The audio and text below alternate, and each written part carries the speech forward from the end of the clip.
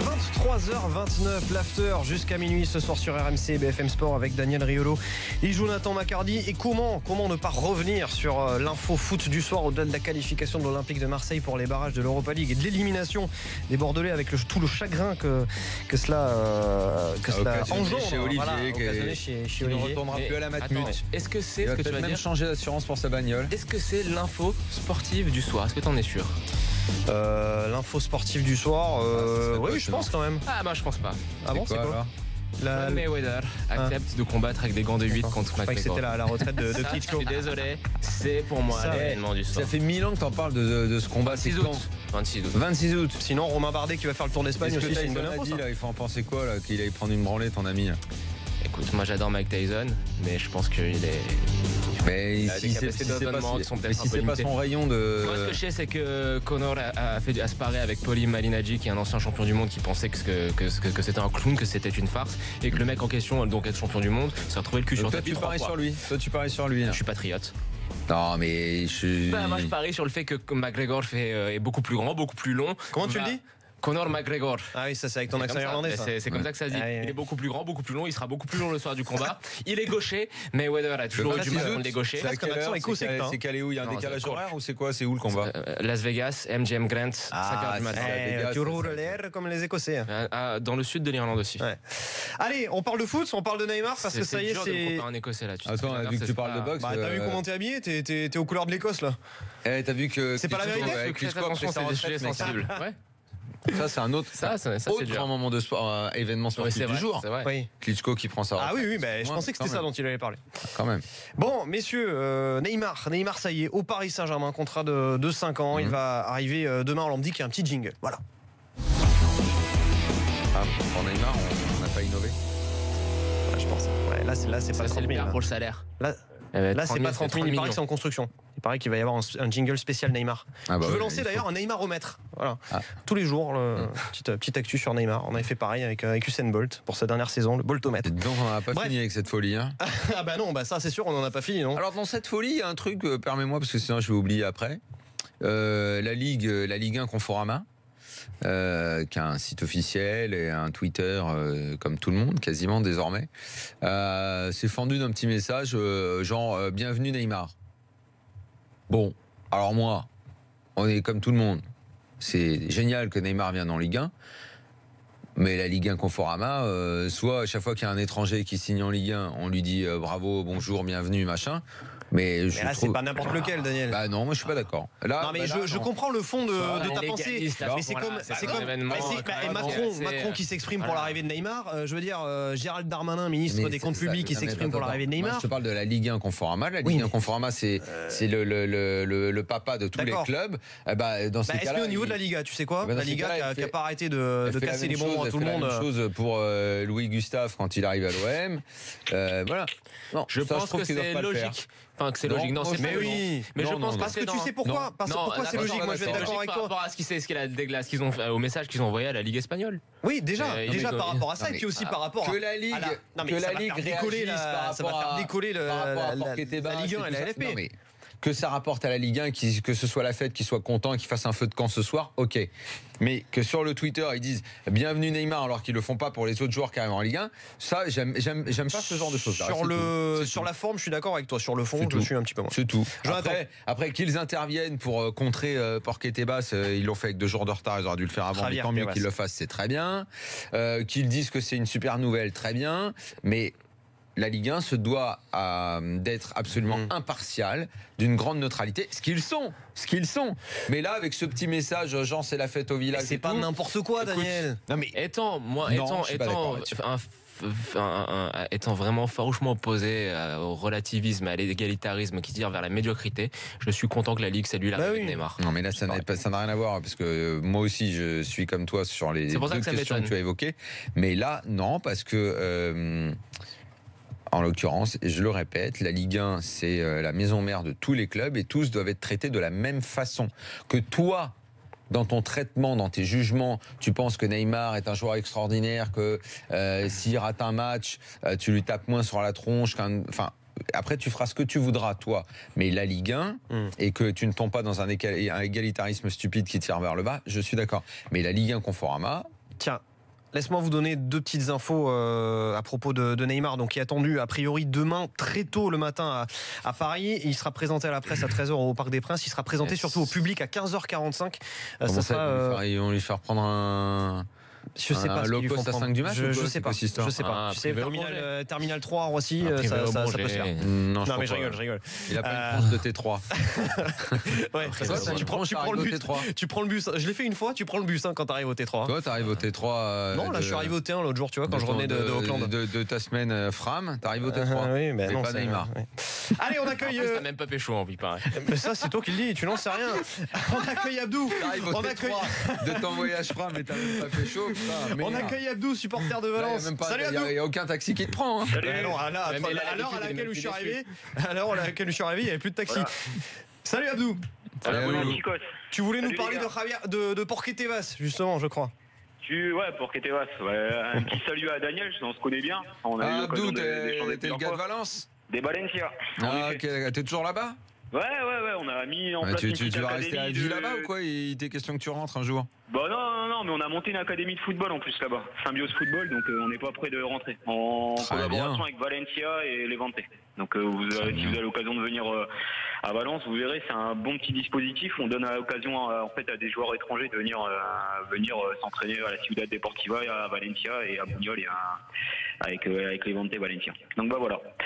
Donc pour revenir. Bon, tu voulais nous parler de Javier Tebas, le président de la Ligue espagnole qui défend ses clubs. Enfin, qui défend notamment le FC Barcelone. Ouais, enfin, parce qu'on rappelle que la Ligue a voulu bloquer le paiement de la clause libératoire de Neymar aujourd'hui. Oui, parce que j'avais eu vos collègues justement de l'Intégral Sport je pense qu'il y a 2 jours de ça. J'avais eu à peu près le même point de vue que Daniel avait eu il y a 2 petites minutes de ça. Je pense que déjà la Ligue française aurait dû intervenir un peu avant. Pour justement montrer son soutien au Paris Saint-Germain. Je pense que c'était un minimum qu'ils auraient dû faire. Javier Tebas, il n'est pas supporter du Barça ni du Real Madrid, comme j'ai pu entendre, parce que déjà c'est un ancien ancien président de la Real Sociedad, il faut le savoir, donc ça n'a rien à voir du tout avec Barça Madrid. Ce qui se passe, c'est qu'à la base, Javier Tebas a négocié des droits télévisés donc avec la Chine. Vous avez dû peut-être voir les matchs de Liga qui étaient diffusés à midi, donc dont d'ailleurs il y a eu une grosse baisse des influences au niveau des stades à cause de ça. D'ailleurs, on a même eu un classico à 4h15 en plein cagnard. Donc sincèrement, je pense que c'est plus par rapport à la perte de Neymar, parce que je pense qu'il s'était peut-être engagé avec justement le maintien de ses stars comme Neymar, comme il a quand même affirmé publiquement qu'il était fan du Real Madrid. Hein. Tu dis il est ni Barça ni Real Madrid, oui. Non, qu'il était fan du Real Madrid.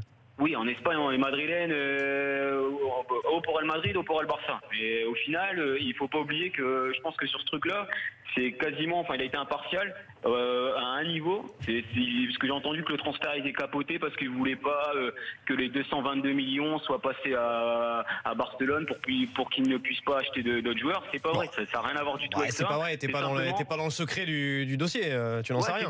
Je suis pas dans le secret du dossier, mais je peux vous dire que par rapport à ça, c'est pas une théorie complètement folle. Non, c'est pas une théorie. Non, c'est une théorie. Quand on voit le passé du monsieur, c'est pas une théorie complètement folle. Peut-être. Enfin, ça c'est ton opinion. Moi, en l'occurrence, je pense que d'après mes sources et d'après les personnes que je côtoie, etc. au quotidien, notamment avec notre académie, donc je peux vous en citer, Fernando Riner ou d'autres personnalités ici, ça a complètement rien à voir. C'est parce que justement Neymar, la fuite de Neymar, il faut savoir que les droits télévisés justement en Liga, c'est un golpe fuerte, c'est un coup vraiment que se prend la Liga derrière. Vous avez la fuite d'un joueur de 25 ans qui générait justement pas mal d'argent et qui avait une médiatisation super importante aux yeux des Chinois. Il faut savoir ça aussi. Après la clause de Madrid-Barça, ça c'est la guéguerre qui est permanente. On a eu même le coup à l'époque de Figo. Abdou, effectivement, c'est évident, oui, que la Liga, mais ça fait des jours et des jours qu'on le répète, la Liga sur ce coup-là, elle est une mauvaise joueuse, mauvaise perdante même, parce que forcément, oui, tu perds l'un des 3 meilleurs. T'avais les 3 meilleurs joueurs du monde, t'en perds déjà un, donc forcément. Et c'est surtout la répercussion qu'avait Neymar, parce qu'on parle d'un joueur de 25 ans. Je sais pas pour faire offense à Messi, mais Messi. Non, mais t'as raison, Messi, Ronaldo, c'est 30-31 ans. Tandis que Neymar, c'était incroyable. Par contre, ici, ils ont vite fait le deuil. Enfin, ça a été même un petit peu dur parce que moi, je suis repassé au Corte Inglés cet après-midi, donc c'est les centres commerciaux que vous avez en Espagne. Alors, je peux vous dire une chose, c'est que toutes les publicités de Neymar, elles ont vite dégagé. Hein. Donc, ça fait quelques jours déjà. Tu voulais pas qu'il les garde, non? J'ai pas réussi à authentifier, mais j'ai vu des maillots de Neymar brûlés. Ça fait quelques jours sur des vidéos. La Caixa, la banque qui avait déjà refait ses affiches, ou Beko aussi qui avait déjà refait ses affiches. Oui, non, ça fait quelques jours qu'ils ont déjà commencé à faire leur deuil. Bon, en tout cas, ça suscite des passions assez incroyables. Tiens, Daniel, je sais que ça va te faire réagir. Enfin, peut-être toi aussi, Jonathan. D'ailleurs, la une de la Provence ce matin, quand même, quotidien régional, extrêmement engagé. Mais si, oui, on a besoin d'en parler. Moi, je suis désolé. J'ai envie de t'en parler. Neymar arrive au PSG du Qatar. C'est quand même n'importe quoi. Surtout, le truc le plus ridicule, c'est quand même n'importe quoi. De l'argent du pétrole, alors que le Qatar, ce n'est pas du pétrole qu'ils ont. C'est du gaz. Ce qui est grave, c'est que normalement, il y a pétrole qu'ils ont. Tout le monde le sait. C'est grave, c'est que normalement, il y a des journalistes qui sont censés bosser dans ce torchon et visiblement non, quoi. Je sais pas quel est le métier des gens qui travaillent là-bas. En plus, le jour où l'OM joue un match de Coupe d'Europe, parle de ça. Ils titrent ça. T'as vu, il parle du tournage de Taxi 5 aussi. Ouais, non, écoute, c'est débile. Parle de l'OM, parle de ton match de Coupe d'Europe. OM des USA. Oui, moi ça sera sur Monaco, Russia with love. Enfin, c'est stupide parce que le sous-entendu qu'il y a derrière, il est méga malsain. Surtout qu'il y a une interview de Bernard Tapie derrière qui donne des leçons de gestion. Une interview de Tapie qui donne des leçons sur l'oseille. L'argent du pétrole. Mais là, franchement, Tapie qui parle d'oseille, mais il faut juste. Il a rendu les 400 millions là, où il en est où là au fait? Je sais pas, demande. Sans parler de sa gestion de l'OM à l'époque et de la façon dont il signait les contrats et les montages financiers qu'il inventait. C'est terrible. C'est terrible. C'est terrible et ce qui est dur, c'est que c'est de la démago et ça rentre dans la tête des plus faibles. C'est ça qui est horrible. C'est de la manipulation d'esprit faible, ça. C'est terrible. On parlait un peu de l'arrivée de Neymar d'un point de vue un peu plus large. Oui, mais tout à fait. Qu'est-ce que tu veux nous dire? On en a discuté ensemble ce matin. C'est qu'il y a deux clés de lecture qui sont assez importantes et c'est des vraies informations. C'est des vraies informations. La première, c'est de voir la situation géopolitique et diplomatique du Qatar à l'heure actuelle, vis-à-vis notamment de ses voisins, la crise diplomatique que le Qatar a subie récemment, de voir la position de l'État français face au Qatar, même si Le Drian dit qu'ils sont neutres, que la France est neutre, la France soutient le Qatar dans cette affaire, et de voir aussi l'intervention d'ex ou d'actuels hommes politiques qui ont des connexions avec le club du Paris Saint-Germain, qui ont apporté leur petite pierre à l'édifice. Et je pense que c'est important de le souligner. Je pense que si Macron et Darmanin se saluent de l'arrivée de Neymar en France, c'est pas forcément anodin. Oui, forcément, ils ont fait le calcul, ça va remporter 110 millions dans les caisses de l'État. C'est pas forcément anodin dans le sens où je pense que. Si, 110 millions, alors que le bénéfice net du foot français pour les impôts, c'est 650 millions. Je te dis que certains organes de l'État ont pas aidé, mais facilité l'arrivée de Neymar au Paris Saint-Germain. En tout cas, on en a parlé dans beaucoup de bureaux. Et ça a été, il y a eu des grosses actions de lobbying. L'ancien président est un peu intervenu. Il y a eu des grosses actions de lobbying. Ça vous étonne honnêtement Non, mais attends, il faut le dire. Il y a eu des grosses actions de lobbying. Qui ça va étonner? Il y a eu des grosses actions de lobbying qui ont été. Comment? C'est important de. Il y a des grosses actions de lobbying qui ont été menées justement par des hommes politiques très proches du Paris Saint-Germain pour que notamment à Bercy il y ait quelques inflexions vis-à-vis du montage financier.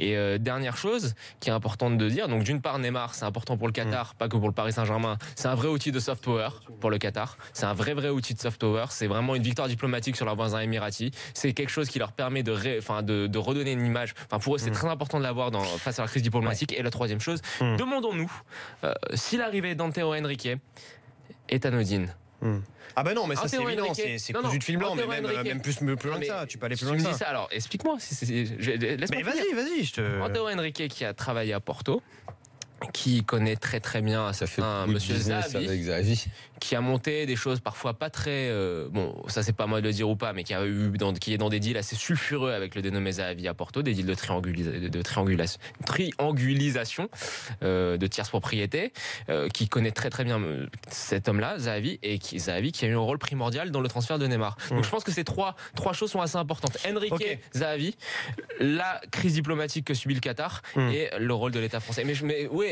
mais il y a personne qui l'a dit. Mais très bien, très bien. Bah, y a personne qui l'a dit, on en parle évidemment. Tiens, je voulais vous faire réagir aussi à ces réactions de deux entraîneurs qui sont quand même pas n'importe qui, José Mourinho et Carlo Ancelotti, sur les 222 millions, parce qu'on s'est un peu excité aussi sur l'histoire des 222 millions. C'est pas cher, il a dit José Mourinho finalement. Écoute, lui, je voulais vous faire réagir là-dessus. Ça fait des semaines qu'on parle de cette histoire d'oseille et tout, on sait bien. D'une part, Mourinho, il est pas hypocrite parce que quand on regarde les dépenses de son club, c'est vrai qu'il y a quelques dépenses qui sont quand même aussi assez dispendieuses. Je pense à Lukaku. Et puis, je peux comprendre ce qu'il veut dire. Je salue même ce qu'il dit si c'est basé sur le raisonnement suivant. Pas cher, ça veut rien dire aujourd'hui, puisque de toute façon tu le sauras après si c'est basé cher ou pas. Sur le raisonnement. Non, mais quand Ancelotti dit ça veut rien dire. La somme réclamée. Tu veux qu'on réagisse à des bêtises de comptoir? Mais c'est pas des bêtises de comptoir, c'est Ancelotti et Mourinho. C'est Ancelotti et Mourinho qui le disent. Que c'est pas cher. C'est pas cher, on s'en fout. On ne le sait pas, ça. Ces discussions d'oseille. Ce matin, j'étais dans une émission sur notre antenne. Par contre, quand Olas dit on est impatient de connaître les détails du montage, je suis sûr que ça te fait beaucoup plus réagir. Eh bien, s'il est impatient, qu'il soit impatient, et puis il le verra. Mais pourquoi ces discussions? J'entends les GG ce matin, j'entends machin. Mais est-ce que on va regarder dans la poche d'une nana comme Kim Kardashian qui prend 40 millions l'année, ou plein de gens du spectacle qui touchent des sommes comme ça? Pourquoi à chaque fois que c'est sur le foot, c'est ça? Est-ce que tu es allé regarder? Attends 2 secondes. Est-ce que tu es allé regarder le budget du dernier film de Luc Besson? 200 millions. C'est un investissement. Si ça vient un four, il se passe quoi? Eh bien alors pourquoi je te fais réagir là-dessus? Parce que précisément tu me dis ça. Voilà, on tempère un peu le truc aussi, les 200 millions. Et il est vrai que c'est certaines, tu vois, toutes les réactions un peu choquées, bien pensantes, et là ça va commencer, les politicards de tous bords qui vont se réunir. Non, c'est pas de tous bords. C'est Corbière et ses amis, quoi. T'es plus courageux que moi. Non, mais franchement, enfin voilà quoi. Non, mais ce que je veux dire, avec sa femme qui va aller bosser chez Bolloré et qui se plaint du grand capital. Mais ça c'est payant, ça c'est Hamon. Mais non, c'est Madame Corbière, voilà, ou qui donne des leçons, ou alors il faut les Vénézuéliens aussi. C'est les amis. À part les amis des Vénézuéliens, personne va pleurer. Non, mais ce qui est comme ils sont des magots là, comme ça ils vont se faire cuire leurs pattes à l'Assemblée. Quelque chose qu'on a dit et qu'on va répéter, c'est que l'économie du football est sous une bulle inflationniste spéculative ce qui répond à sa propre économie de marché, avec ce que je dirais presque ses propres taux de change, et les sommes qu'on entend n'ont rien à voir avec les sommes échangeables dans la vie réelle. Et c'est à prendre tel quel. Est-ce que c'est pas bien aussi de le préciser? Voilà. Il n'y a pas à avoir de jugement de valeur. On accueille Ryan, supporter du PSG. Salut Ryan. Salut.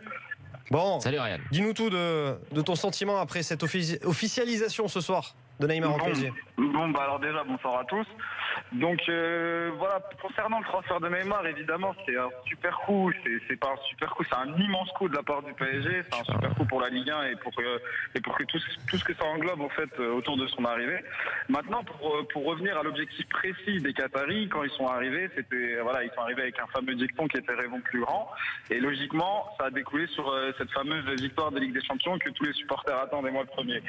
Donc maintenant, la vraie question que je me pose moi aujourd'hui, c'est est-ce que l'arrivée de Neymar va leur permettre de justement se propulser au niveau des grandes écuries d'Europe pour gagner cette Ligue des Champions, ou alors si on regarde plus en détail, est-ce qu'il n'y a pas plus important à régler, notamment la concurrence en fait du poste de gardien de but qui est un peu douteuse de la part d'Emery, le milieu de terrain du PSG où il y a 2-3 interrogations, notamment un Mota vieillissant, un Matuidi en instance de départ, on ne sait pas trop, Verratti après un peu son coup de l'été, on ne sait pas trop où il en est, et vu le match contre Monaco, il n'a pas l'air d'être en super forme. Donc est-ce que cette arrivée-là va leur permettre justement d'être au niveau des grandes écuries et pouvoir gagner cette Ligue des Champions, ou alors il y a ces choses-là plus qu'importantes à mes yeux à régler pour aussi gagner cette Ligue des Champions, tout simplement parce que c'est vraiment l'objectif selon moi des dirigeants, et voilà, cette arrivée elle est symbolique de cet objectif-là. Donc est-ce que son arrivée va permettre tout simplement de la gagner, ou alors il manque quand même